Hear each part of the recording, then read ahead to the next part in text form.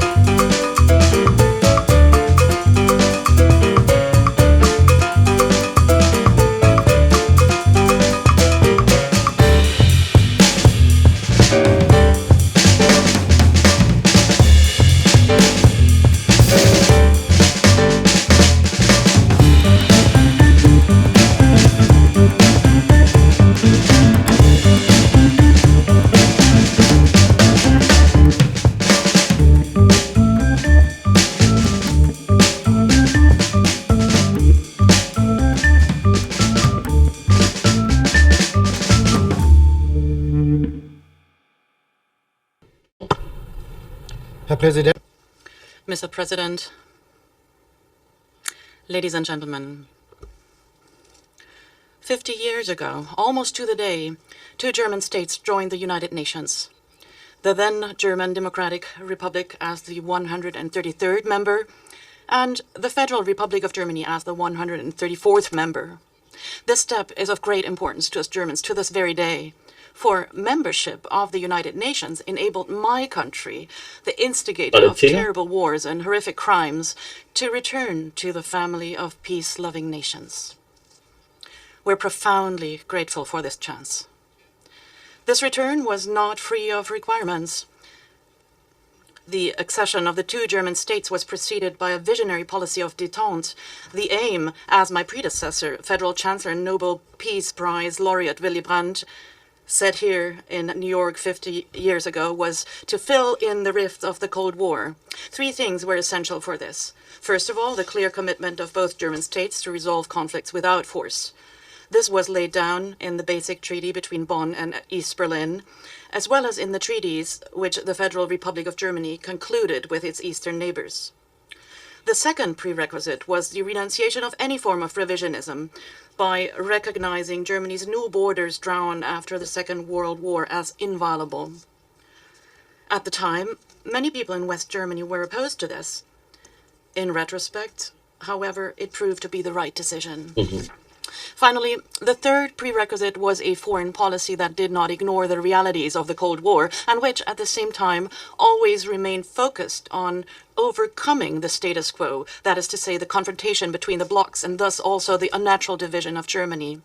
When I look back here today at the beginnings of our membership of the United Nations, I'm doing so not only out of historical interest. Rather, it is because the prohibition of the use of force still remains the unfulfilled core pledge of our United Nations. Because the inviolability of borders and the sovereign equality of states also have to be defended in our multipolar world by us all. And because we today, especially today, need the courage, creative energy, and will to fill in the rifts. Rifts which are deeper than ever. Germany is strongly committed to these three ideals: the renunciation of the use of force as a political instrument, the rejection of any kind of revisionism, and the determination to engage in cooperation beyond any dividing factors. It is to these ideals that we Germans owe the great fortune of living in a unified country today, in peace with our neighbors, friends, and partners around the world. At the same time, what Willy Brandt stated here 50 years ago is all the more true today. In a world in which we are increasingly dependent on each other, a policy for peace must not stop on our own doorstep. German policy can and never will be limited to pursuing our interests with no consideration for others, because we know that our freedom, our democracy, and our prosperity are deeply rooted in the well-being of Europe and the world. That is why the order of the day is not less cooperation, perhaps packaged today as decoupling or as cooperation only among the like-minded. Instead, we need more cooperation. Existing alliances must be strengthened and new partners sought. For this is the only way to reduce the risks of excessively one-sided dependencies. This is all the more true in a world which, in contrast to 50 years ago, no longer has only two centers of power. Rather, it has many. Multipolarity is not a new order. Anyone who assumes that smaller countries are the backyard of larger ones is mistaken. Multipolarity is not a normative category, but a description of today's reality. Anyone seeking order in a multipolar world has to start here at the United Nations. That is why Germany supports the UN system and, as the second largest contributor after the United States, pays its regular budget assessment with full conviction. Only the United Nations, on the basis of the values enshrined in its charter, can fully realize the aspirations of universal representation and sovereign equality for all. That cannot be said of either the G7 or the G20, as important as they are for achieving international consensus, or of BRICS or other groups. I know that some will counter by asking, is the United Nations not all too often unable to take action, paralyzed by the antagonisms of its heterogeneous membership? My response to them is, the obstruction of a few, no matter how influential they are, should not lead us to forget that we, the overwhelming majority of states, agree on many things. All of us, almost all of us, want force as a political instrument to remain banned. All of us have an interest in ensuring that the sovereignty, territorial integrity, and political independence of our countries are respected. And all of us should know what this requires, namely, that we also grant others these rights. These golden rules are universal, even if many of us were not yet sitting around the table when the UN Charter was adopted in 1945. Yet, only 10 years later in Bandung, Indonesia, it was the African and Asian states liberated from colonialism that raised their voices to call for self-determination, territorial integrity, the sovereign equality of all states, and a world without colonialism and imperialism. This seems more relevant today than ever before. It is by these principles that we, whether large or small, will all be judged. These principles must also form the basis when it comes to reshaping our multipolar world. Only then can the global challenges of our time can be mastered. The greatest challenge of all is anthropogenic climate change. Of course, the traditional industrialized countries have a special responsibility in the fight against the climate crisis. However, many other countries are among the biggest emitters today. Instead of waiting for others, we all have to do more together to achieve the Paris climate goals. Each and every one of us must have the opportunity to gain the same level of prosperity as people in Europe, North America, or in countries such as Japan or Australia. However, Our planet will not survive if this economic development is attained with the technologies and production processes of the 19th or 20th centuries with combustion engines and coal-fired power plants. This leads us to one conclusion. We have to decouple economic development from CO2 emissions. This is all. Lo dice el presidente, el canciller de un país que ha cerrado las centrales nucleares para empezar a quemar carbón como si no hubiese mañana. Me parece un poco de coña, pero bueno. Already happening in many countries, for we have the solutions and technologies. As a key nation in the field of technology, we are offering to cooperate here for the common good. If producers of renewable energies and their industrial users come together across continents, we will create new prosperity together in many places around the world. And I'm pleased to announce to you today that Germany is honoring its pledges on international climate financing. From 2 billion euro in 2014 and then more than 4 billion euro in 2020, we tripled our contribution last year to 6 billion euro. We have therefore kept our word, as will the industrialized countries as a whole, which will hit their target of 100 billion euro for international climate financing for the first time this year. That is an important and overdue signal before we take stock in Dubai this December and negotiate new climate action plans for the period after 2030. I believe it is important that we are as concrete and as binding as possible. That is why I advocate that we set clear targets in Dubai for the expansion of renewable energies and for greater energy efficiency. We will be equally ambitious when it comes to achieving the SDGs, the Sustainable Development Goals. Climate action or development, this trade-off will not work. Our summit yesterday brought home to me how urgent it is that we make up for lost time when it comes to the SDGs too. We therefore want to use next year's Summit of the Future, which we're currently preparing with our friends from Namibia, to pick up the pace and push ahead with the implementation of the 2030 Agenda.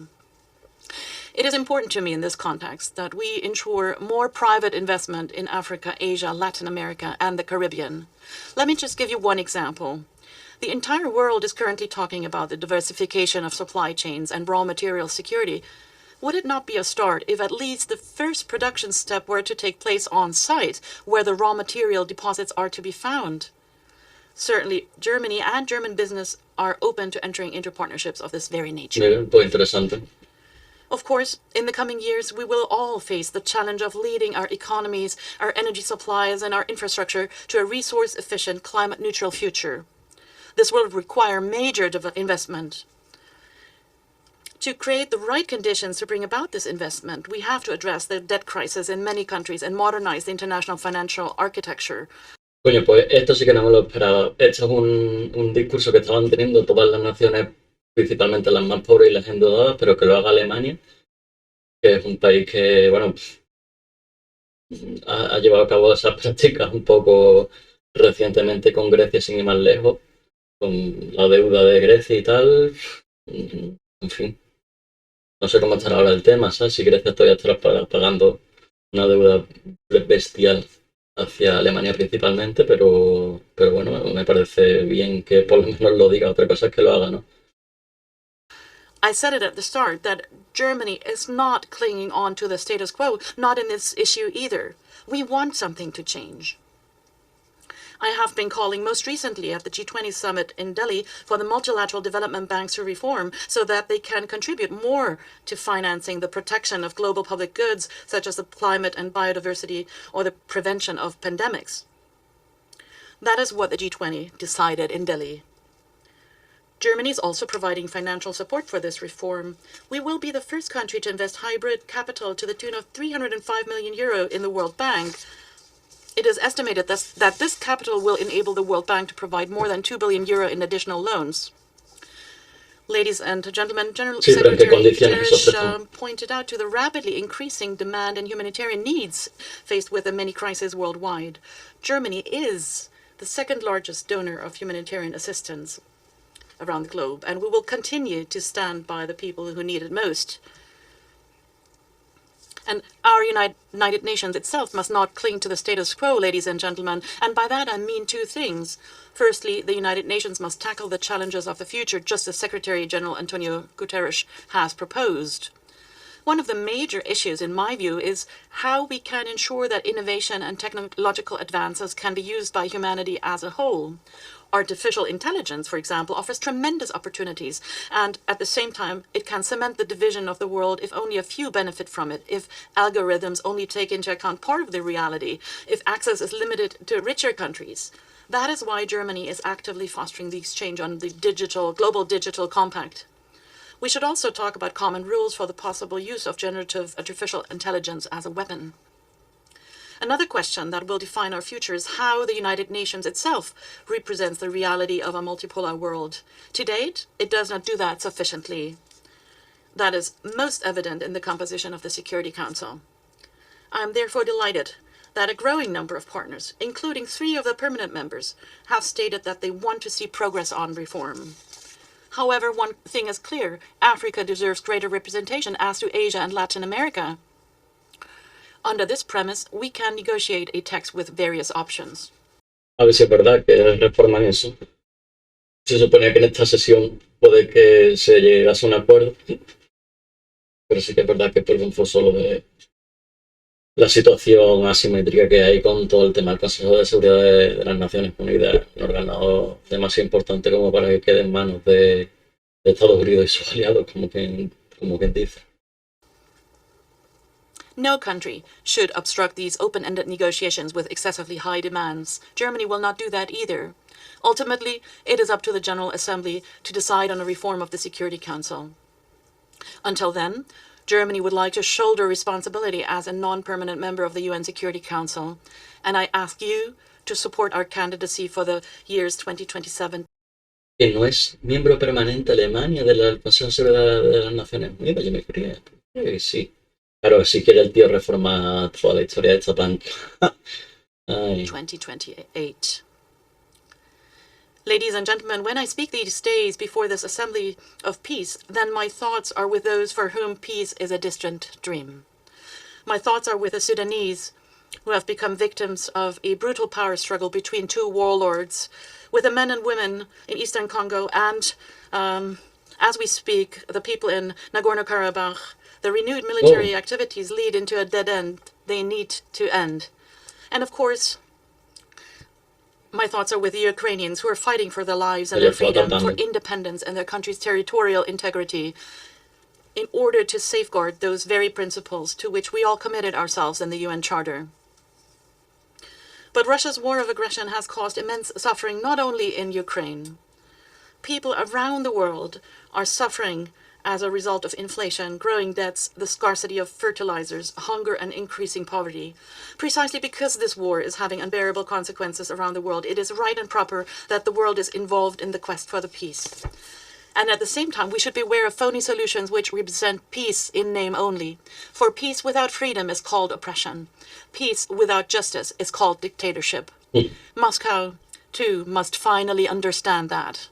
For let us not forget that Russia is responsible for this war, and it is Russia's president who can end it at any time with one single order. But for him to do that, he has to understand that we, the states of the United Nations, are serious about our principles. That in the multipolar world of the 21st century, we do not see a place for revisionism and imperialism. No one here in New York has expressed this as aptly as our colleague, the ambassador of Kenya. After Russia's invasion of Ukraine, he said this in the Security Council.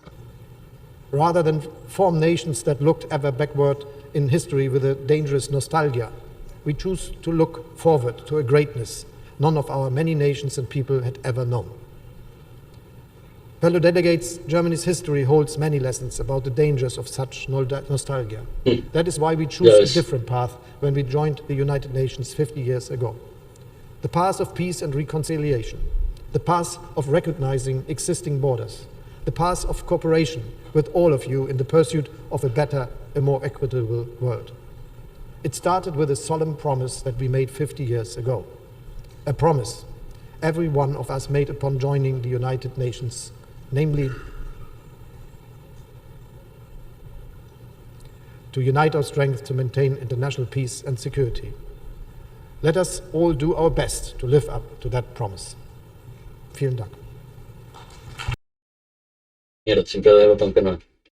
Pues nada, este ha sido el discurso de Olaf Scholz. Obviamente, pues iba a estar presente el tema de Ucrania, pero me ha sorprendido también el reconocimiento de que los sistemas de acreedores de deuda internacional pues son injustos, cosa que hasta ahora solo había visto países pobres, por llamarlo de alguna manera, reclamar, y bueno, pues está bien por lo menos que, al menos de palabra, el presidente, el canciller, en este caso, de uno de los países más ricos del mundo, pues reconozca que esa situación es así. Otra cosa es que luego eso se materialice en hechos, ¿no? Porque estamos viendo constantemente aquí muy buenas palabras y muy buenas intenciones por parte de muchos estados que luego al final no se materializan en absolutamente nada, ¿no? Pero bueno, siempre es positivo por lo menos que al menos lo reconozcan, ¿no? De palabras. Pero, eso. Pero bueno, me gusta entre comillas el discurso de Olaf Scholz. Sí que es verdad que hay cosas que creo que le faltan, ¿no? Pues obviamente no ha obviado por completo todo el tema de Palestina, que era uno de los temas a tratar en este debate general, y lo ha obviado por completo. El Sáhara Occidental ya ni lo nombre porque está claro que es una cosa de la que solo hablan muy pocos países y gente muy comprometida con la autodeterminación de los pueblos y la descolonización del mundo. Pero bueno, mm, vamos a ver qué continúan diciendo los líderes mundiales por ahí.